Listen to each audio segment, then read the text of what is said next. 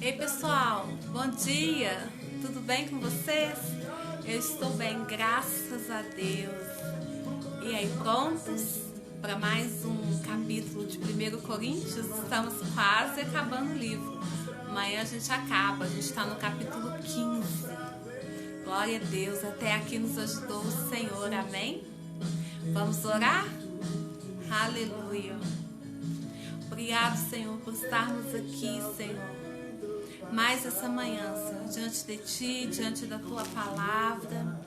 Ah, Senhor, nós te agradecemos pela sede, pela fome que o Senhor tem colocado em nós, pelo desejo intenso, Senhor, pela escolha de estarmos aqui todos os dias, Senhor, para aprender mais de Ti. Tudo vem de Ti, Senhor, e reconhecemos que até isso, a nossa fome, a nossa sede, o nosso desejo vem do Senhor. Por isso somos tão gratos, Jesus.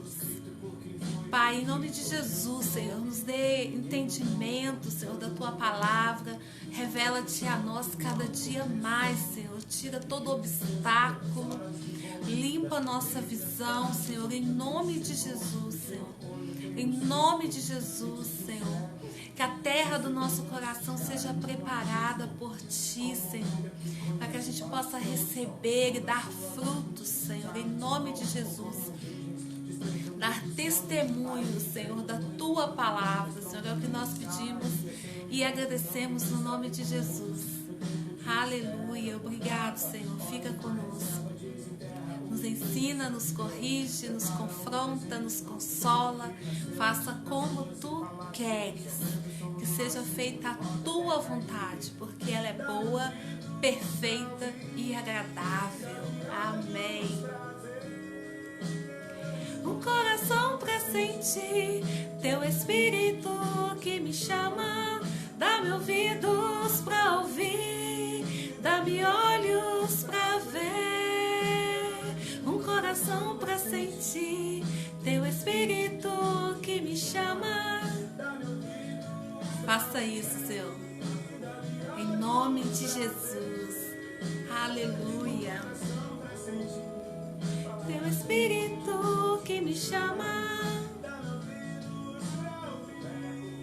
dá-me olhos pra ver, um coração pra sentir, Teu Espírito que me chama. Aleluia. Então vamos lá, capítulo 15, versículo 1, a ressurreição de Cristo. Irmãos, quero lembrar-lhes o evangelho que lhes preguei, o qual vocês receberam e no qual estão firmes. Por meio deste evangelho vocês são salvos, desde que se apeguem firmemente à palavra que lhes preguei. Caso contrário, vocês têm crido em vão. Pois o que primeiramente lhes transmiti foi o que recebi, que Cristo morreu pelos nossos pecados segundo as Escrituras, foi sepultado e ressuscitou no terceiro dia segundo as Escrituras, e apareceu a Pedro e depois aos 12. Depois disso, apareceu a mais de 500 irmãos de uma só vez, a maioria dos quais ainda vive, embora alguns já tenham adormecido. Depois apareceu a Tiago e então a todos os apóstolos. Depois destes apareceu também a mim, como a um que nasceu fora de tempo. Pois sou o menor dos apóstolos e nem sequer mereço ser chamado apóstolo, porque persegui a igreja de Deus. Mas pela graça de Deus sou o que sou, e sua graça para comigo não foi inútil. Antes trabalhei mais do que todos eles, contudo, não eu, mas a graça de Deus comigo. Portanto, quer tenha sido eu, quer tenham sido eles, é isto que pregamos e é isto que vocês creram. Versículo 12. A ressurreição dentre os mortos. Ora, se sendo pregado que Cristo ressuscitou dentre os mortos, como alguns de vocês estão dizendo, que não existe ressurreição dos mortos? Como alguns de vocês estão dizendo que não existe ressurreição dos mortos? Se não há ressurreição dos mortos, nem Cristo ressuscitou. E se Cristo não ressuscitou, é inútil a nossa pregação, como também é inútil a fé que você tem. Mas que isso seremos considerados falsas testemunhas de Deus, pois contra ele testemunhamos que ressuscitou a Cristo dentre os mortos. Mas, de fato, os mortos não ressuscitam. Ele também não ressuscitou a Cristo. Pois, se os mortos não ressuscitam, nem mesmo Cristo ressuscitou, e se Cristo não ressuscitou, inútil é a fé que vocês têm. E ainda que em seus pecados, neste caso também os que dormiram em Cristo estão perdidos, se é somente para esta vida que temos esperança em Cristo, somos de todos os homens os mais dignos de compaixão. Mas, de fato, Cristo ressuscitou dentre os mortos, sendo ele as primícias dentre aqueles que dormiram, visto que a morte veio por meio de um só homem. Também a ressurreição dos mortos veio por meio de um só homem. Pois, da mesma forma como em Adão todos morrem, em Cristo todos serão vivificados. Mas cada um por sua vez. Cristo, o primeiro, depois, quando ele vier, os que lhe pertencem. Então virá o fim, quando ele entregar o reino a Deus, o Pai, depois de ter destruído todo domínio, autoridade e poder. Pois é necessário que ele reine até que todos os seus inimigos sejam postos debaixo de seus pés. O último inimigo a ser destruído é a morte, pois ele tudo sujeitou debaixo de seus pés. Ora, quando se diz que tudo lhe sujeitou, fica claro que isso não inclui o próprio Deus, que tudo submeteu a Cristo. Quando, porém, tudo lhe estiver sujeito, então o próprio Filho se sujeitará àquele que todas as coisas lhe sujeitou, a fim de que Deus seja tudo em todos. Se não há ressurreição, que farão aqueles que se batizaram pelos mortos? Se absolutamente os mortos não ressuscitam, por que se batizam por eles? Também nós, por que estamos nos expondo a perigos o tempo todo? Todos os dias enfrento a morte, irmãos. Isso digo pelo orgulho que tenho de vocês em Cristo Jesus, nosso Senhor. Se foi por meras razões humanas que lutei com feras em Éfeso, que ganhei com isso? Se os mortos não ressuscitam, comamos e bebamos, porque amanhã morreremos. Não se deixe enganar, as más companhias corrompem os bons costumes. Como justos, recuperem o bom senso e parem de pecar, pois alguns há que não têm conhecimento de Deus. Digo isso para a vergonha de vocês. Versículo 35. O corpo da ressurreição. Mas alguém pode perguntar: como ressuscitam os mortos? Com que espécie de corpo virão? Insensato! O que você semeia não nasce a não ser que morra?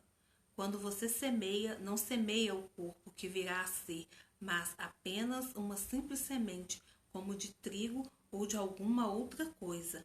Mas Deus dá um corpo como determinou, e a cada espécie de semente dá seu corpo apropriado. Nem toda a carne é a mesma. Os homens têm uma espécie de carne, os animais têm outra, as aves outras e os peixes outra. Há corpos celestes e há também corpos terrestres, mas o esplendor dos corpos celestes é um, e dos corpos terrestres é outro. Um é o esplendor do sol, o outro da lua, e outro o das estrelas, e as estrelas diferem em esplendor umas das outras. Mas assim será com a ressurreição dos mortos. O corpo que é semeado é perecível e ressuscita imperecível. É semeado em desonra e ressuscita em glória. é semeado em fraqueza e ressuscita em poder. É semeado um corpo natural e ressuscita um corpo espiritual. Se há corpo natural, há também corpo espiritual. Assim está escrito: o primeiro homem, Adão, tornou-se um ser vivente. O último, Adão, espírito vivificante. Não foi o espiritual que veio antes, mas o natural. Depois dele, o espiritual. O primeiro homem era do pó da terra, o segundo homem dos céus.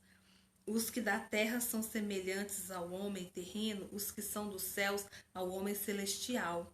Assim como tivemos a imagem do homem terreno, teremos também a imagem do homem celestial. Irmãos, eu lhes declaro que carne e sangue não podem herdar o reino de Deus, nem o que é perecível pode herdar o imperecível.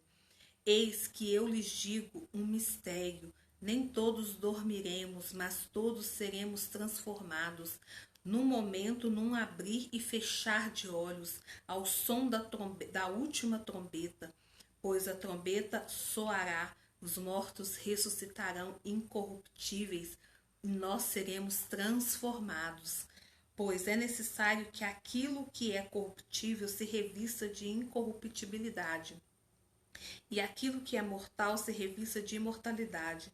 Quando, porém, o que é corruptível se revestir de incorruptibilidade, e o que é mortal de imortalidade, então se cumprirá a palavra que está escrita: a morte foi destruída pela vitória.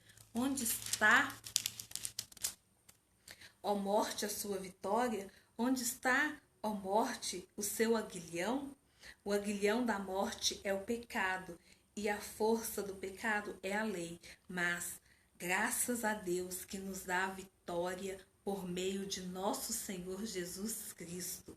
Portanto, meus amados irmãos, mantenham-se firmes e que nada os abale. Sejam sempre dedicados à obra do Senhor, pois vocês sabem que no Senhor o trabalho de vocês não será inútil. Glória a Deus, aleluia. Acabamos aqui a leitura do capítulo 15 e agora eu vou ler o comentário da autora, tá bom? Você já se sentiu como se o trabalho para Deus não estivesse fazendo diferença? Anime-se com as palavras de 1 Coríntios 15, versículo 58. Este versículo promete que mesmo que você nem sempre possa ver os resultados, o seu trabalho não é inútil. Peça a Deus para firmá-lo e fortalecê-lo a cada dia para a obra que você foi chamado a fazer. Deus vê o seu esforço e Ele mesmo o recompensa. Glória a Deus! Essa palavra foi toda para mim, sabe? Porque às vezes a gente quer assim ver um resultado, ver um testemunho, ver alguma coisa, né? E a gente não vai ver sempre. E no meu caso, sim, porque eu me refiro ao ministério de fazer visitas nos hospitais. Muitas vezes a gente não vai ver o que aconteceu com aquelas vidas que a gente visitou, né? Porque normalmente, quando a gente volta, a gente às vezes nem volta para o mesmo hospital, volta para outro hospital. Um caso ou outro que a gente fica sabendo, porque tem crianças, né, de oncologia que às vezes mora no hospital. Então, assim, tem alguns casos específicos que a gente torna a ver as pessoas. Mas na grande maioria, a gente não vê. Então, a gente não vê a semente frutificar. E a gente tem que crer que ela vai frutificar, amém? E que o Senhor vai dar o crescimento. A semente a gente planta, mas é só isso que a gente pode fazer. Mas já na igreja é diferente. Você pode acompanhar as pessoas, você pode discipular as pessoas, né? Na igreja você já vê melhor o fruto do seu trabalho. Mas quando a gente sai para fora das paredes da igreja, Raramente a gente vê. E a gente tem que apenas crer, sabe? Crer e continuar orando para que a semente, para que o Senhor, para que a semente germine, dê frutos, né? Para o Senhor dê o crescimento, né? E a gente não viver dependente de resultado. Amém? A gente viver por aquilo que a gente crê. Então, se o Senhor mandou fazer, faça. Talvez você nunca vai ver o resultado. Talvez você nunca vai ver um fruto. Mas você tem que crer que você está no centro da vontade de Deus e que se você fez a boa, perfeita e agradável vontade dele, o propósito dele vai se cumprir. E você e eu, a gente não precisa ver. Amém? A gente só precisa obedecer. E se satisfazer nisso. Amém? O prazer está em estar no centro da vontade do Senhor e não em ver frutos. E não em ver resultados. O nosso prazer tem que estar em estar no centro da vontade do Senhor. O nosso prazer tem que ser em estar cumprindo o propósito do Senhor. Amém? A gente não pode viver querendo ver resultados. É muito bom ver resultado, mas tem algo muito mais importante do que o nosso ego, do que a nossa satisfação. Amém?